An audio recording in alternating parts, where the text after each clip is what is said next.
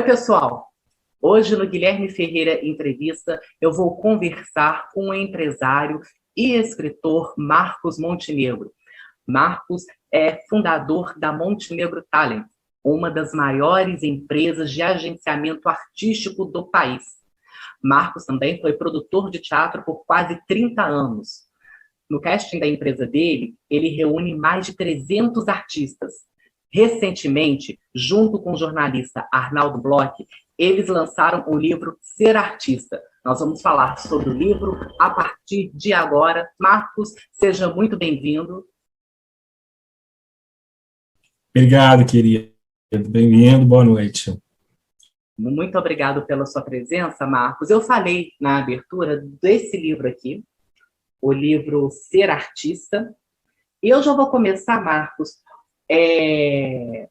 com a pergunta que tem lá na contracapa do livro, falando que o livro tem o prefácio da Natália Timber, grande atriz brasileira, tem a contracapa da Irene Ravache, que escreveu o depoimento dela, o pós-fácio do Caco Ciocler, ator, que vai fazer no teatro o Ser Artista. O livro vai virar peça de teatro, que nós vamos falar durante a entrevista.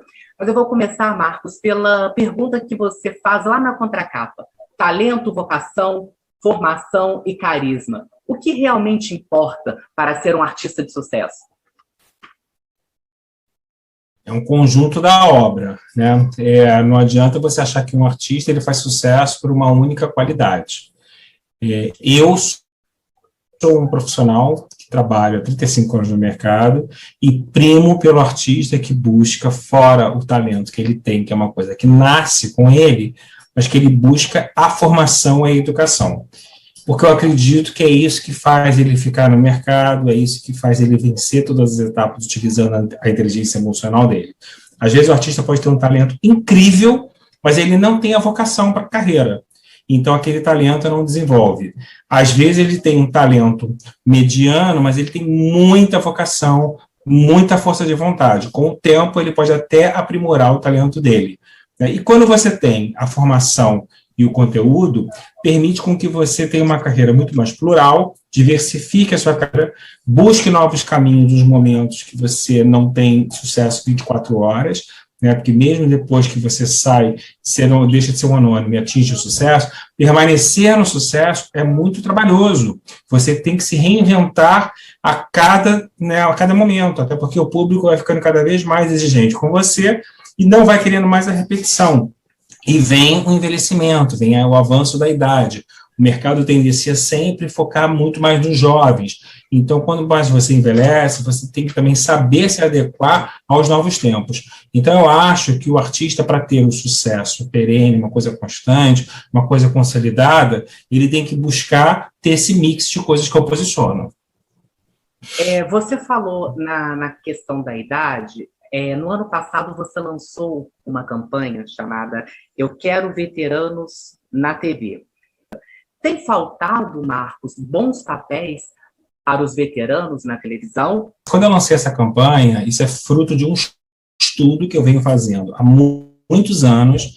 Eu comecei esse estudo em cima do livro Memórias da Telenovela Brasileira, de Mel Fernandes, onde ele apresenta todas as telenovelas da televisão brasileira e os seus elencos. Antigamente, as novelas tinham uma média de 40 a 50 personagens, a trama central em cima dos jovens, um casal jovem, os amigos, mas 70% do elenco era composto entre atores de 40 a 70 anos. E os veteranos tinham personagens consolidados, estavam no núcleo central, estavam na trama central. Com o passar do tempo, a televisão foi jovializando de uma tal maneira que os veteranos foram partindo para personagens periféricos e o número das idades foi abaixando. Uma atriz que faria uma avó com 60 anos, ela começou a fazer uma avó com 40. Às vezes uma mãe de 50 já era uma avó, e às vezes uma atriz de 30 já fazia um papel de um rapaz de 20, né? Falando na idade real. Então começou a ter uma distorção. Os autores mais recentes, eles têm esse olhar para a juventude, é uma questão cultural. Os mais antigos, os grandes autores veteranos, Cléia Pérez, Manuel Carlos, Aguinaldo Silva, né? E até os mais novos, Cláudia Souto, Thelma Guedes, que são os mais recentes, sabem escrever para os veteranos. Então, como foi ficando mais escasso, né? Em cada novela você tem, no máximo, um grupo pequeno de veteranos de bons papéis, muito limitados. Eu lancei essa campanha que não foi só para televisão, na verdade foi chamando a atenção para toda a indústria criativa, porque se você vê nos Estados Unidos, você tem no cinema grandes filmes com grandes atores. Olha o Anthony Hopkins aí roubando todos os prêmios.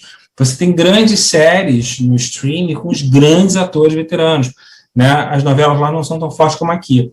Então, eu quero resgatar isso. Graças a Deus, inclusive, a campanha foi muito bem aceita, porque eu sou uma pessoa do diálogo, né? O meu intuito sempre é levantar uma bandeira para sensibilizar, discutir e buscar um caminho. E eu acho que isso vem revertendo de uma maneira bem devagar, mas bastante consolidada.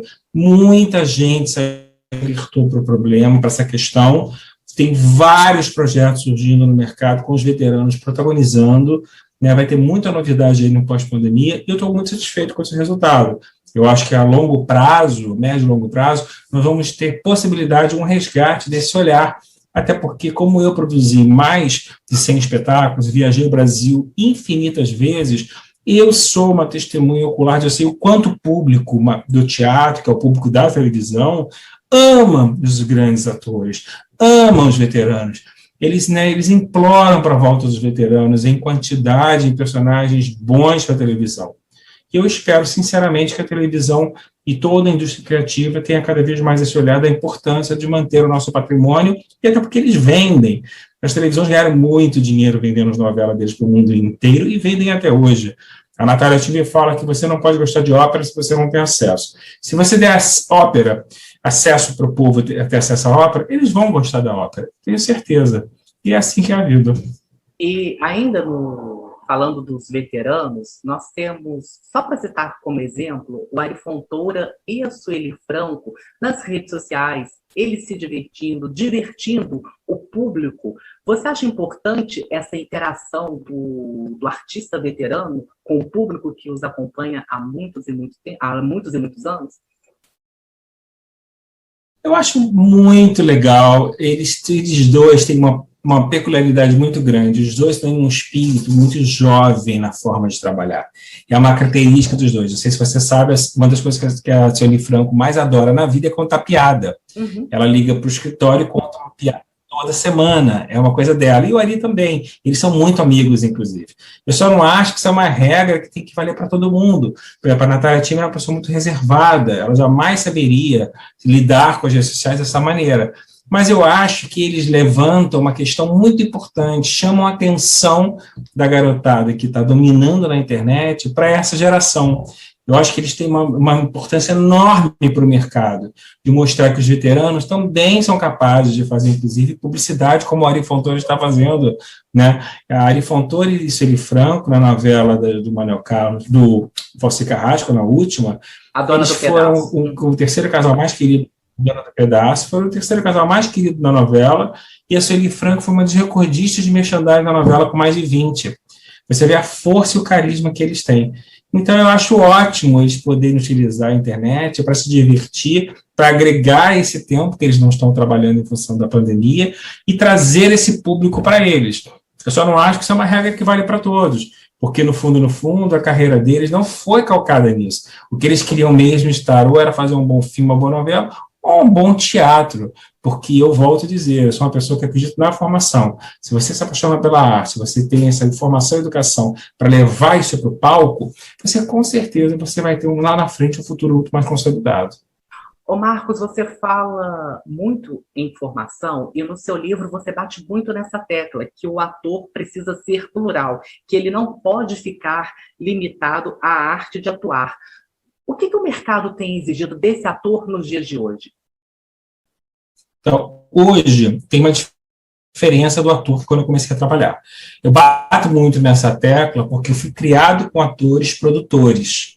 Eu me formei com esses profissionais esses anos todos, né? Então, todos eles, numa época que a internet não existiam, eles se autoproduziram, montaram suas companhias, desenvolveram seus espetáculos, depois chegaram na televisão e aí aconteceu.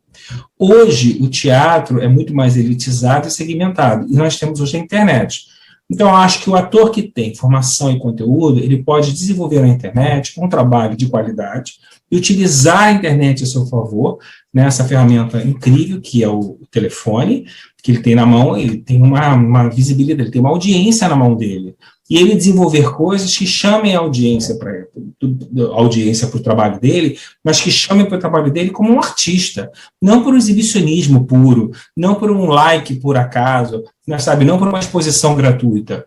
Porque o público, inclusive, está muito condicionado atualmente em querer saber os bastidores, interessado na sua vida pessoal, no que você come, com quem você namora, onde você viaja. Antigamente, queriam saber dos trabalhos.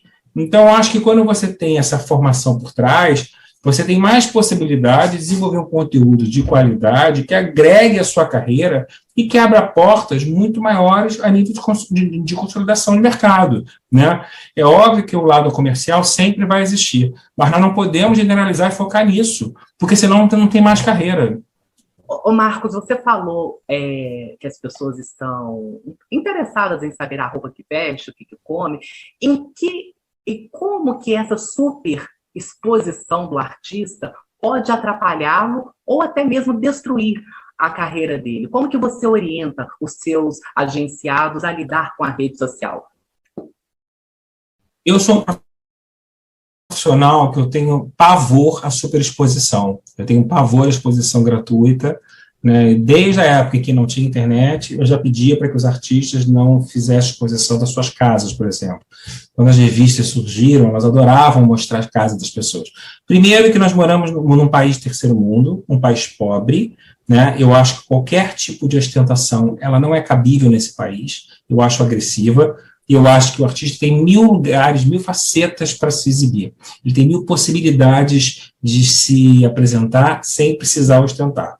Então, o que eu aconselho sempre, de uma maneira geral, é não falar da vida íntima, que eu não acho bom nunca. Eu acho que vida íntima para dentro de casa, é não expor a casa, não expor as coisas da família, e sempre que você for se expor, está ligado a um conteúdo que agregue qualidade e reflexão, né? Seja ele através de uma comida que leve qualidade de alimentação, seja numa dica de exercício, seja numa música, tanta coisa boa para oferecer cultural, um livro, né? Uma novela, uma série, uma peça, uma viagem interessante, não é a viagem da ostentação. Se você faz uma viagem da Índia, se você faz uma viagem para a Grécia, você tem tanta coisa interessante para passar para aquele público, até para aquelas pessoas que não têm acesso, mas não é levar um exibicionismo seu na principal praça da Grécia, da praia da Grécia. É levar alguma coisa daquela civilização para aquelas pessoas que não têm acesso. Eu acho que a gente tem que ter sempre essa preocupação, sabe, de se preocupar com o olhar do outro, respeitando o outro e primando pela sua qualidade. Eu detesto posição de corpo gratuita, eu detesto que falar da vida dos outros. Vivemos num país atualmente muito agressivo, muito violento, né, com grande dificuldade de educação, por isso que as pessoas se agridem tão facilmente, a política do cancelamento é completamente insuportável. Também acho que ninguém tem que ser politicamente correto, né? Eu acho que a gente não tem que viver numa redoma sem dar nossa opinião, mas usar a sensatez a todo preço, né? Eu sou uma pessoa que eu primo pela inteligência emocional e acho que hoje em dia é muito difícil uma pessoa sobreviver no mercado se ela não tiver inteligência emocional. Seja lá quem for, você pode ser cancelado. Você pode ser um mito, você pode ser cancelado do dia para a noite com uma interpretação ruim, uma fala mal colocada, uma atitude que não seja correta, né? Então, a gente tem que pensar 2 vezes, né? E acho que é muito simples, é você levar uns bons exemplos, você tem empatia pelo próximo. Eu acho que todo mundo tem que ter um lado social na vida, sim. Tem muitas coisas qualificativas para você divulgar, né? Tem muitos lados positivos para você mostrar. Agora, eu sou muito, muito, muito contra a exposição gratuita e de corpo, e de vida íntima, e de casa, e de ostentação. Não faz parte da minha natureza, e eu sempre peço, se você olhar ao meu redor, as pessoas que estão ao meu redor, elas são muito uníssonas nesse pensamento, tem uma característica muito próxima de carreira. E acho que todo mundo, veja bem, eu não sou o dono da verdade, todo mundo pode viver da sua maneira. Para isso existem os grupos, né? Os meus artistas, eu busco esse tipo de pensamento, porque, como eu digo, fui criado nisso, produzi 100 espetáculos de todos os tipos possíveis e imaginários. A arte alimenta a minha vida, é o que eu falo o tempo todo, a arte salva, cura, educa e resiste. Então eu sou uma pessoa que ser artista é lidar com arte, não é celebridade, não é digital influência, isso não é artista. O público precisa entender o que é artista o que é uma celebridade e o que é um digital influencer. São coisas completamente distintas. Você pode até ser um artista de celebridade, mas uma celebridade não quer dizer que seja artista. Então, tem que entender essas diferenças, né? E durante a sua resposta, você falou na questão de educação, na questão de livros, de se vai expor uma dica de livro, uma dica de filme. Eu acompanho a sua página na rede social no Instagram, eu vejo que você é um defensor ferrenho da cultura, dos livros. Qual foi a importância da leitura na sua formação profissional e na sua formação pessoal também? Formadora, né? Ela me apresentou o mundo pela porta da frente, com toda a qualidade possível. E se eu não tivesse lido o que eu li, se eu não tivesse tido acesso aos grandes autores muito cedo, eu não teria sonhado da maneira consolidada. Hoje, quando até como eu sou autor e vou criar alguma coisa, eu tenho muitas referências dentro de mim. Então, as possibilidades que eu tenho de apresentar alguma coisa qualificada é sempre maior, porque eu tenho muitas origens de pesquisa, de estudo que eu desenvolvi muito cedo, né? Graças a Deus, quando eu era criança, minha mãe me apresentou, e meu irmão me apresentaram o Monteiro Lobato, eu li toda a obra muito cedo, e assim eu fui lendo, fui tomando paixão, até um gibi faz você se apaixonar, né? Eu era apaixonado pelo gibi da Turma da Mônica. Isso te leva a um caminho da magia. Então, a leitura, ela te dá um bom português, né? A minha professora de português, a Cíntia Chagas, que eu empresario, ela sempre fala, um bom português é uma das maiores ferramentas de ascensão social que nós temos. E é verdade. Muitas pessoas não sabem. Desculpa. Não, perdão, é porque você falou da questão da língua, e lá no seu livro tem um capítulo que você bate muito na tecla do bom português, de você saber se expressar, saber escrever. Não sabem ler bem, e muitas vezes erram na maneira de ler um texto, porque não entendem o que aquele texto quer dizer.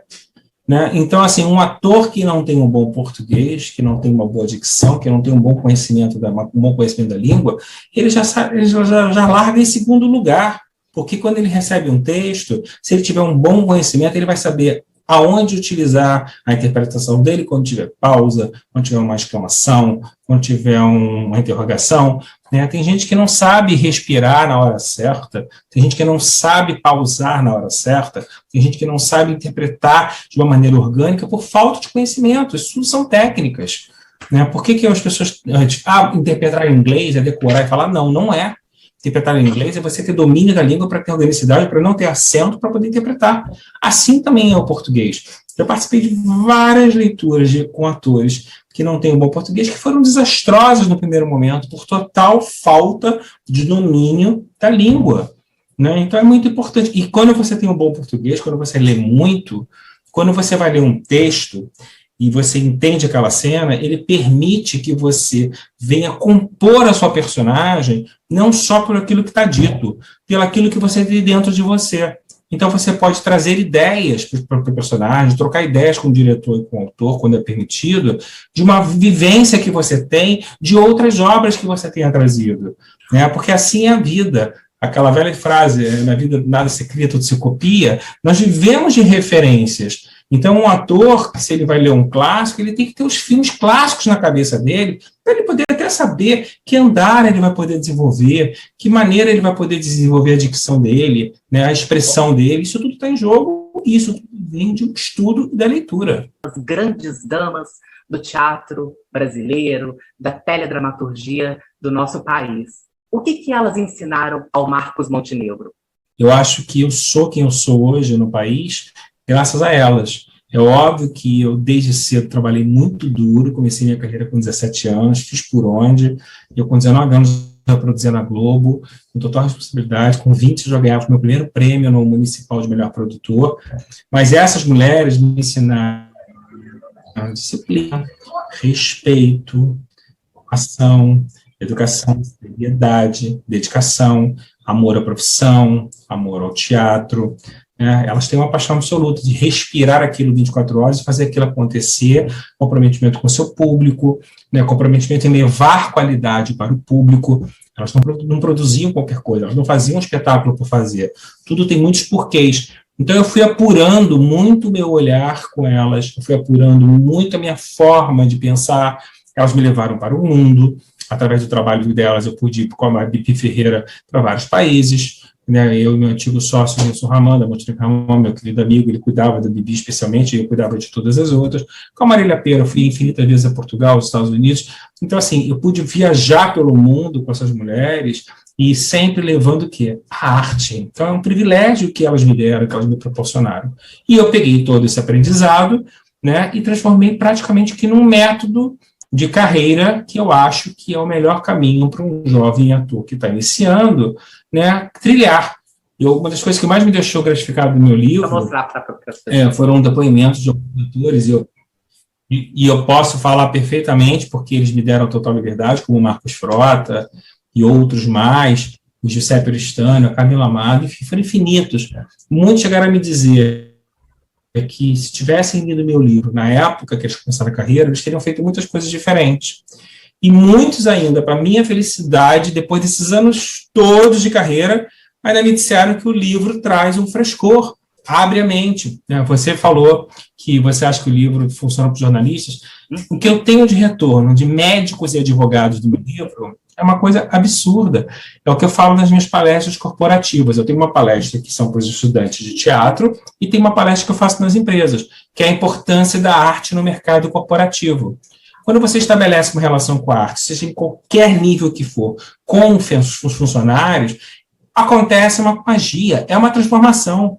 Você aumenta o seu poder de criatividade, né? Você aumenta várias vertentes dentro de você, e o seu trabalho vai ficar mais produtivo, vai ficar mais criativo. E isso tudo eu devo às grandes damas brasileiras. Marcos, você sentia essa vontade de compartilhar todo o seu aprendizado, tudo que você vivenciou com as grandes damas, com a sua carreira de produtor no teatro?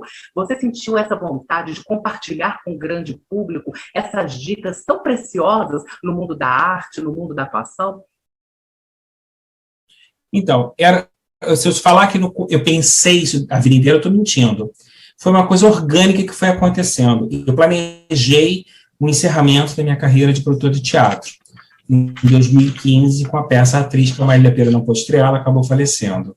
Ali eu estava encerrando a minha carreira de teatro, porque eu não tinha mais tempo, o meu escritório já estava muito grande, e eu estava totalmente focado no agenciamento de autor, ator e diretor.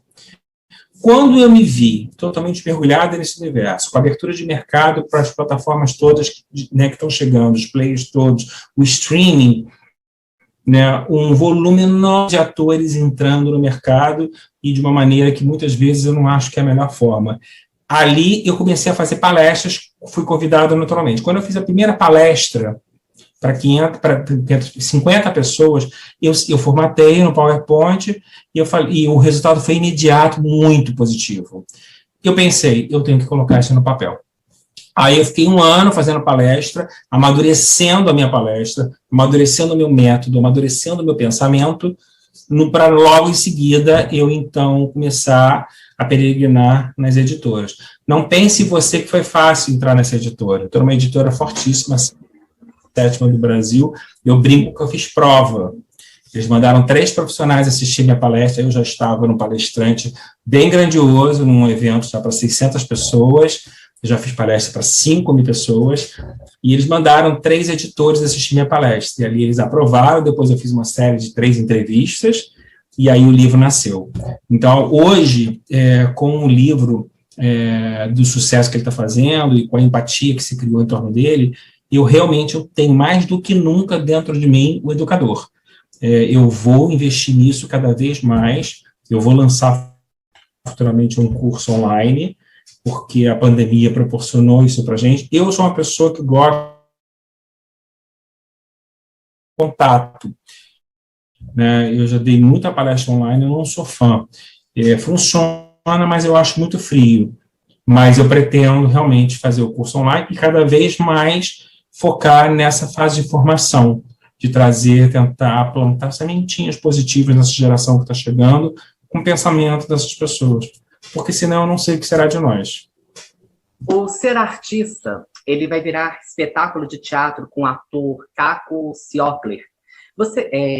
E a adaptação, sua adaptação junto com a Regiana Antonini. Pode adiantar alguma coisa? Você já tem ideia se vai ser online, se você vai esperar o pós-pandemia?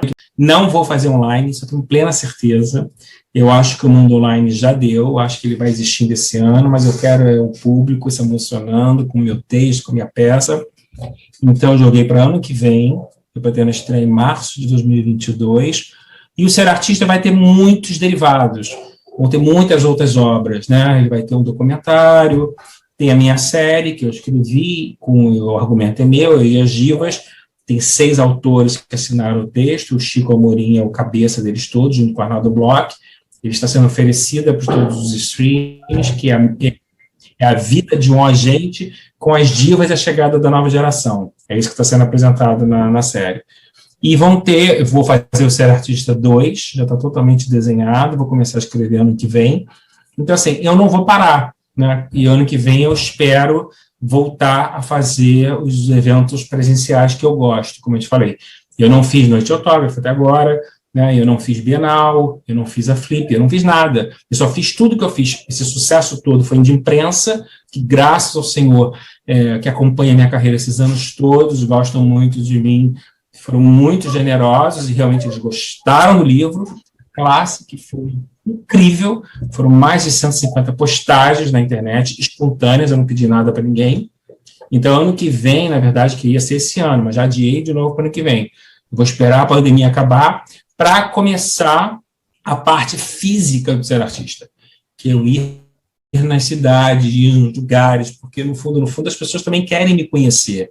As pessoas querem ter acesso comigo. Eu sei que a palestra tem essa magia, que elas querem fazer a foto, querem um autógrafo no livro. Estou com muitos pedidos do Brasil inteiro e eu faço atendimento uma vez por mês, o Masterclass no escritório. Eu atendo 5 pessoas do Brasil, não atendo mais do que isso porque eu não aguento, só trabalho, um sábado por mês, eu preciso descansar, porque eu trabalho que nem um louco, de segunda a sexta, mas no ano que vem, eu vou aumentar o Masterclass para 2 vezes por mês, não só pela demanda, porque eu acho importante, porque é muito transformadora a minha aula. As pessoas saem outra pessoa, e o resultado que eu tenho, eu vou ter a pretensão de dizer que eu acho que eu já salvei uma vida, inclusive, no Masterclass. Uma pessoa que estava completamente desacreditada, não é na carreira, ela estava desacreditada na vida, e ela conseguiu fazer uma transformação através desse encontro. Aquilo foi um marco tão grande, eu ganhei uma amiga, e eu acho que eu tenho uma missão aí que eu quero seguir, né? É uma coisa que me faz bem, que me dá muito prazer em ajudar o próximo. Eu acho que o mundo precisa de... E o Masterclass vale para jornalista também? Olha, eu acho que eu não vou te dizer que não, por que eu vou dizer que não? Porque o Masterclass, ele tem a primeira... Como é que funciona? A primeira etapa é uma entrevista para eu conhecer a vida da pessoa. A segunda etapa, eu faço uma análise de material. Então, eu vejo o currículo, eu vejo as fotos, eu vejo os vídeos, e aí eu faço as críticas, eu analiso a checagem nas plataformas digitais. E depois eu vou para a interpretação. Eu dou o texto, e aí eu digo nas avaliações se eu acho que a pessoa está muito dura, tem um trabalho corporal que está precisando trabalhar, a dicção, a emissão, a interpretação. Então, assim, para um apresentador, já pode ser mais produtivo. Para o jornalista só, é pouco, né? Porque eu acho que o jornalista tem. O que eu acho legal, eu vou falar que uma dentista de Sorocaba escreveu. Ela disse que ela leu o meu livro porque o marido dela é meu fã de produções, acompanhava com Bibi e Marília. Ele leu e falou: meu amor, lê isso aqui.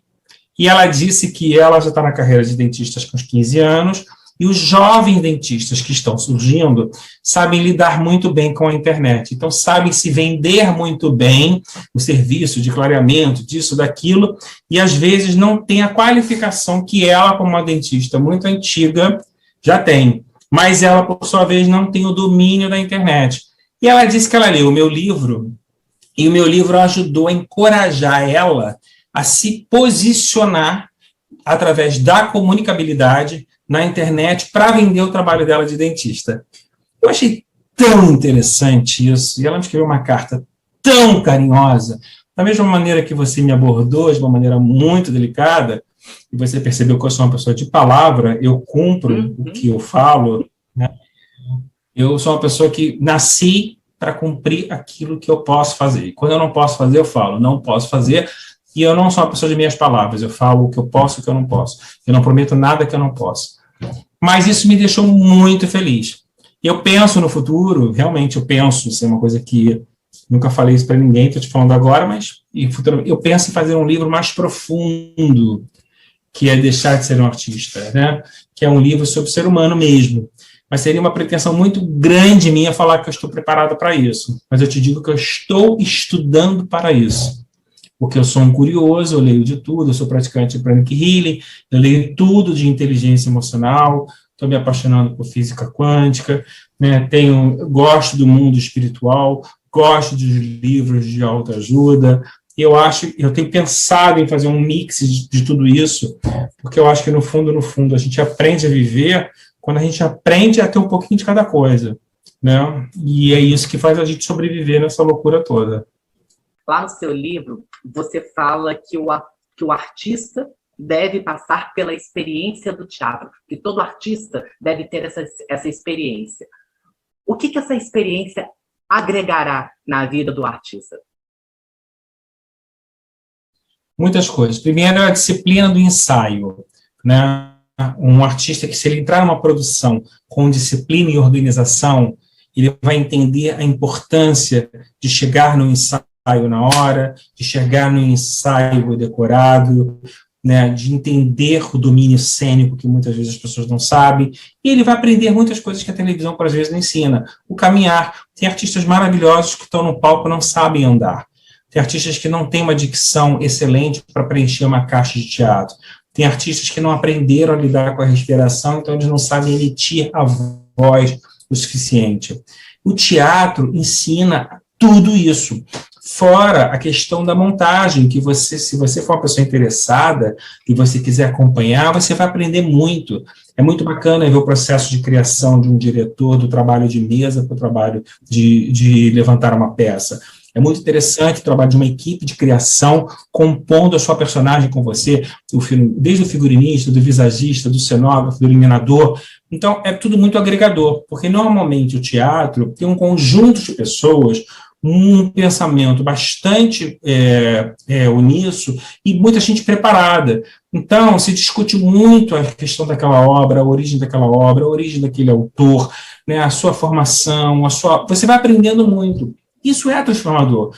Quando você admira isso e passa a respeitar isso e entender que isso é arte, você leva essa metodologia para tudo na sua vida. Né? Não é chegar e atuar. Precisa de pesquisa, precisa de estudo, precisa de disciplina, precisa de composição, precisa de evolução, né? Precisa de variação, precisa de pluralidade, precisa de referências. E quando você precisa de tudo isso, você precisa estudar. Sem você não estudar, você não capta isso. Você não consegue entender a necessidade que você precisa de trazer essa qualidade do trabalho. Marcos, eu não posso deixar de questionar você, de perguntá-lo a importância de um agente artístico. Por que tê-lo? Olha, graças a Deus, nos últimos anos, o mercado cresceu muito nesse quesito de agenciamento artístico. A televisão, os players todos, o streaming, entenderam a importância e a necessidade de você gerenciar uma carreira. Gerenciar uma carreira não é você fechar um contrato, é um conjunto de profissionais, é um conjunto de ações que envolve assessoria de imprensa, assessoria de imagem, assessoria de mídia digital, parte de advocatícia e o contato para você abrir portas. Um agente que tem qualidades artísticas como eu tenho uma fase de cobrança e formação, que eu analiso todos os testes, né, busco os melhores caminhos sempre, busco a evolução. Então, esse mix hoje é muito importante. É óbvio que um artista pode crescer sem? Pode, até pode. É difícil? É difícil. Primeiro, que eu acho muito ruim você negociar os seus próprios contratos. Você pode até gerenciar a sua carreira e você ter uma equipe que trabalhe para você. Pode ser assim. Mas eu acho que sempre o melhor caminho é você ter um escritório de credibilidade com profissionais aptos para te agregar valores, te agregar conteúdo, te agregar possibilidades. Mas volto a dizer que vão além de uma negociação, sabe? Eu acho que o agente tem que trazer informação, trazer possibilidades, trazer encaminhamentos, trazer questionamentos. Eu acho que essa é a verdadeira função do agente, junto com os profissionais que hoje em dia atuam em diversas áreas.